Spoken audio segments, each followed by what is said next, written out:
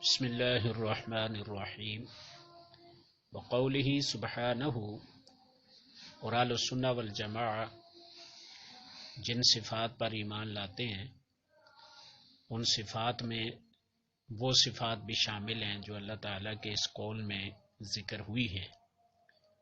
هو الاول، وہ اللہ ہی اول ہے، والآخر، اور وہی آخر ہے، والظاہر، اور وہی ظاہر ہے، والباطن، اور وہی باطن ہے، وہو بکل شیء علیم، اور وہ ہر چیز کو جاننے والا ہے۔ وقولہ سبحانہ، اور جو صفات اللہ سبحانہ کے اس قول میں ذکر ہوئی ہیں، وتوکل علی الحی الذی لا یموت، اور توکل کر اس زندہ پر جو نہیں مرتا یا نہیں مرے گا۔ پہلی آیت میں اللہ تعالیٰ کی چار صفات، چار اسماء بیان ہوئے ہیں، الاول، الآخر، والظاہر، والباطن۔ اب یہ چار میں سے ہر دو، یعنی پہلے دو اول اور آخر، یہ متضاد ہیں، کہ اول آخر کے متضاد ہے اور آخر اول کے متضاد ہے۔ ظاہر اور باطن یہ آپس میں متضاد ہیں، کہ ظاہر باطن کے متضاد ہے اور باطن ظاہر کے متضاد ہے۔ اب اس کے مختلف معانی اور مختلف مفاہیم بیان کیے گئے ہیں، کہ اول سے مراد کیا ہے، آخر سے مراد کیا ہے، ظاہر سے مراد کیا ہے، اور باطن سے مراد کیا ہے۔ تو بہرحال اللہ کے نبی صلی اللہ علیہ وسلم نے ایک دعا میں خود ان چاروں اسماء کے معانی بیان کیے ہیں، تو جب آپ نے بیان کر دیے تو آپ کے بعد کسی اور کے بیان کی ضرورت نہیں رہتی۔ امام مسلم رحمہ اللہ نے صحیح مسلم میں سیدنا ابو ہریرہ رضی اللہ تعالی عنہ سے روایت کیا ہے، وہ نبی کریم صلی اللہ علیہ وسلم سے روایت کرتے ہیں کہ آپ صلی اللہ علیہ وسلم جب اپنے بستر کی طرف آتے تو یہ دعا پڑھتے، اللہم رب السماوات السبع ورب الارض رب کل شیء فالق الحب والنوا منزل التوراة والانجیل والقرآن اعوذ بک من شر کل ذی شر انت آخذ بناصیتہ۔ اب یہ دعا پڑھتے اور اس کے آخر میں آپ یہ فرماتے، انت الاول، تو اول ہے، فلیس قبلک شیء، پس نہیں ہے تجھ سے پہلے کوئی چیز۔ تو یہاں آپ نے خود اول کی وضاحت کی کہ تو اول ہے، اور اول کا مطلب کیا ہے کہ تجھ سے پہلے کوئی چیز نہیں، نہ تھی۔ وانت الآخر، اور تو آخر ہے۔ آخر کا مطلب کیا ہے، فلیس بعدک شیء، پس نہیں ہے تیرے بعد کوئی چیز۔ وانت الظاہر، اور تو ظاہر ہے۔ اب ظاہر کا معنی آپ نے خود بیان کیا، فلیس فوقک شیء، کہ نہیں ہے تجھ سے اوپر کوئی چیز۔ اب اس کا مطلب یہ ہوا کہ ظاہر سے مراد سب سے اوپر، ذات کے اعتبار سے، صفات اسماء کے اعتبار سے، ہر لحاظ سے سب سے اوپر ہے، کہ تجھ سے اوپر کوئی چیز نہیں ہے۔ وَأَنْتَ الْبَاطِنُ، اور تو باطن ہے۔ آپ نے وضاحت فرمائی باطن کا مطلب کیا ہے، فَلَيْسَ دُونَكَ شَيْءٌ، پس نہیں ہے تیرے پیچھے کوئی چیز، یعنی سب سے باطن، آسان لفظوں میں چھپا ہوا تو ہے، کہ تیرے پیچھے کوئی اور چیز چھپی ہوئی نہیں ہو سکتی۔ اقضِ عَنِّ الدَّيْنَ، پورا کر تو میری طرف سے قرض، وَأَغْنِنِي مِنَ الْفَقْرِ، اور مجھے غنا عطا کر فقیری سے۔ اب یہ حدیث سے مسلم کی ہے، اس میں آپ نے اللہ تعالیٰ کے ان چاروں اسماء کی وضاحت فرمائی ہے، کہ اول سے مراد وہ کہ جس سے پہلے کوئی چیز نہ تھی، آخر سے مراد وہ کہ جس کے بعد کوئی چیز نہ ہوگی، سب سے آخر وہ ہوگا، ظاہر سے مراد سب سے اوپر، کہ جس سے اوپر کوئی چیز نہیں ہے۔ باطن سے مراد سب سے چھپا ہوا کہ جس کے پیچھے کوئی اور چیز چھپی ہوئی نہیں ہے۔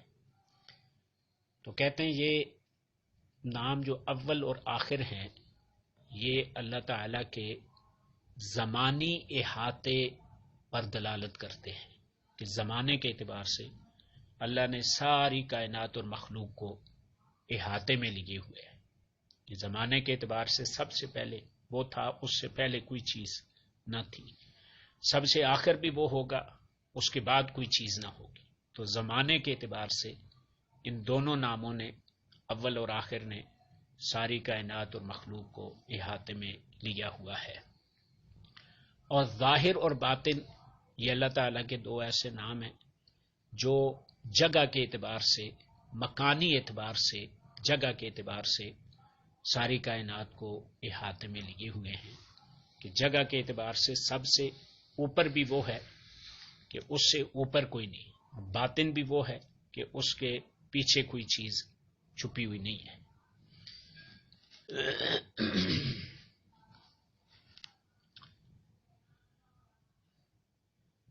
پھر اسی طرح اللہ کے قول میں وَتَوَكَّلْ عَلَى الْحَيِّ الَّذِي لَا يَمُوتُ، توکل کر ایسے زندے پر جو مرتا نہیں یا مرے گا نہیں۔ تو یہاں بھی اللہ تعالیٰ کی صفت حی اور لا یموت بیان ہوئی ہے کہ وہ ایسا زندہ ہے کہ جو مرتا نہیں۔ تو اس کی وضاحت آیت الکرسی کے شروع میں اللہ لا الہ الا هو الحی، وہاں حی کے بارے میں وضاحت ہوئی تھی کہ حی کا مطلب کیا ہے، اور لا یموت یہ حی ہی کی وضاحت ہے۔ تو آگے کہتے ہیں وقولہ، اور جو صفات اللہ تعالیٰ کے اس قول میں بیان ہوئی ہیں اہل السنہ والجماعت ان پر بھی ایمان لاتے ہیں۔ وہ الحکیم، حکمت والا، العلیم، جاننے والا ہے۔ وقولہ، اور اللہ تعالیٰ کے اس قول میں العلیم الخبیر، جاننے والا، خبر رکھنے والا ہے۔ پھر اللہ تعالیٰ کے اس قول میں یعلم، وہ جانتا ہے، ما یلج فی الارض، جو داخل ہوتا ہے زمین میں، وما یخرج، اور جو نکلتا ہے منہا، اس زمین سے، وما ینزل، اور جو نازل ہوتا ہے من السماء، آسمان سے، وما یعرج، اور جو چڑھتا ہے فیہا، اس آسمان میں۔ پھر اللہ کے اس قول میں جو صفات بیان ہوئی ہیں وَعِندَهُ مَفَاتِحُ الْغَیْبِ، اور اس اللہ کے پاس غیب کی چابیاں ہیں۔ لا یعلمها، کہ نہیں جانتا ان غیب کی چابیوں کو، الا ہوا، مگر وہی۔ وَیعلم، اور وہ جانتا ہے ما فی البر، جو خشکی میں ہے، والبحر، اور سمندر میں ہے، وما تسقط من ورقۃ الا یعلمها، اور نہیں گرتا کوئی بھی پتا مگر وہ اللہ اس کو جانتا ہے۔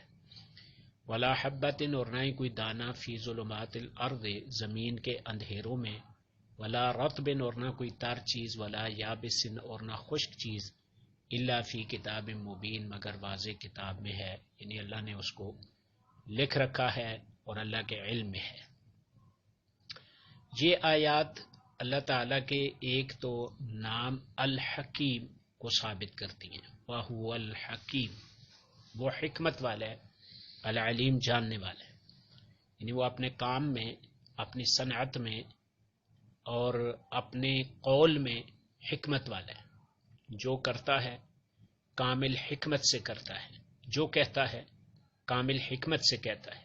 پھر العلیم ہے، جانتا بھی ہے، پورا کامل علم ہے اس کا، جو کہتا ہے جو کرتا ہے کامل علم سے کرتا ہے۔ پھر العلیم الخبیر، وہ جاننے اور خبر رکھنے والا ہے۔ یہاں بھی اللہ کا نام العلیم، بہت زیادہ جاننے والا، الخبیر، بہت زیادہ خبر رکھنے والا، یعنی ہر چیز کی خبر رکھنے والا۔ اگلی آیت بھی یعلم ما یلج فی الارض وما یخرج، کہ جو زمین میں داخل ہوتا ہے، جو زمین سے نکلتا ہے، جو آسمان سے اترتا ہے، جو آسمان کی طرف چڑھتا ہے، سب جانتا ہے۔ تو یہاں زمین میں داخل ہونے والے کی بات ہے، زمین سے نکلنے والے کی بات ہے، آسمان سے اترنے والے کی بات ہے، آسمان کی طرف چڑھنے والے کی بات ہے۔ تو زمین کے اوپر کی چیزوں کا ذکر نہیں ہے یا خلا کی چیزوں کا ذکر نہیں ہے، تو زمین کے اوپر والی چیزیں یا خلا کی چیزیں یہ تو واضح ہیں۔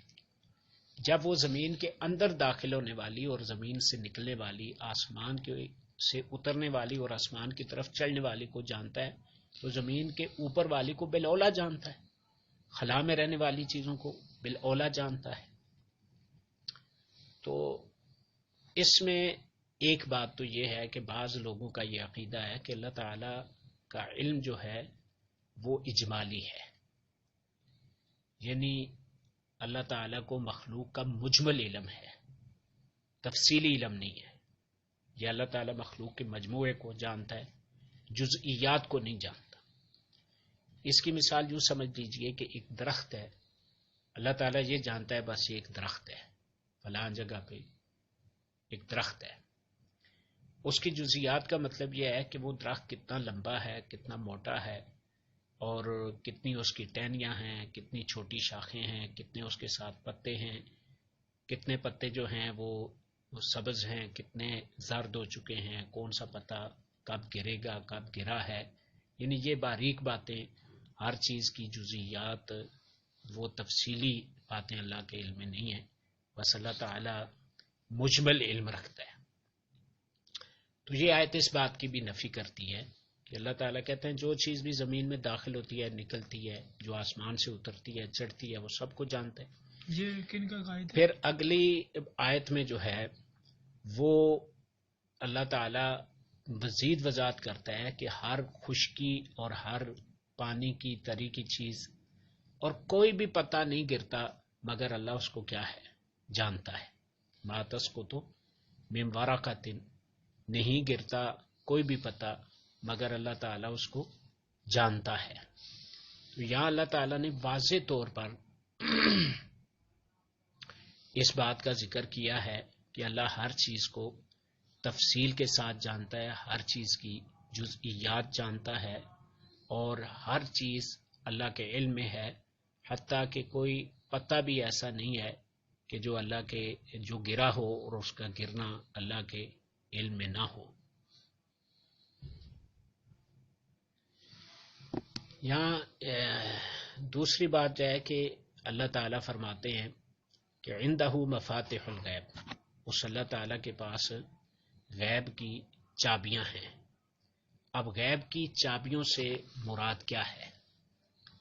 تو اس کے بارے میں بعض علماء کہتے ہیں کہ غیب کی چابیوں سے مراد غیب کے خزانے ہیں، بعض کہتے ہیں کہ غیب کے اسباب اور راستے ہیں، کہ جن چیزوں کے ذریعے، جن اسباب اور راستوں کے ذریعے غیب کی باتوں تک پہنچا جاتا ہے، تو غیب کے خزانے مراد ہیں، یا غیب کے وہ اسباب اور وہ راستے مراد ہیں کہ جن کے ذریعے غیب کی باتوں تک پہنچا جاتا ہے۔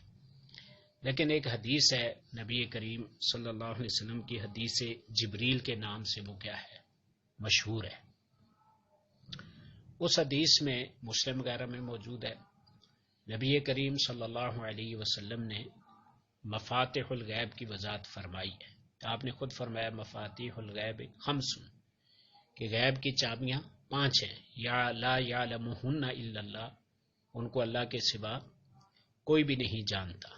پھر آپ نے یہ آیت پڑھی ان اللہ عندہ علم الساعہ، بے شک اللہ ہی کے پاس قیامت کا علم ہے، وینزل الغیث، اور وہ بارش نازل کرتا ہے، ویعلم ما فی الارحام، اور وہ جانتا ہے جو کچھ رحموں میں ہے، وما تدری نفس ماذا تکسب غدا، اور کوئی نفس نہیں جانتا کہ اس نے کل کیا کمانا ہے، وما تدری نفس بأی ارض تموت، اور کوئی نفس نہیں جانتا کہ کس زمین پر وہ مرے گا۔